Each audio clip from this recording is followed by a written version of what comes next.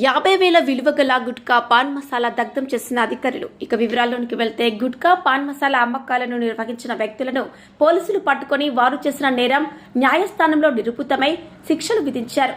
నిషేధిత గుట్కా పాన్ మసాలాలో వివిధ కేసుల్లో పోలీసులు పట్టుకున్న సుమారు 50,000 విలువ గల గుట్కా పాన్ మసాలాను కోర్టు ఆవరణంలో సెకండ్ క్లాస్ మెజిస్ట్రేట్ శేషాత్ తల్పసాగి సమక్షంలో దగ్ధం చేయడమే కాకుండా పలు నేరాలపై పోలీసులు దర్యాప్తు చేస్తున్నారు.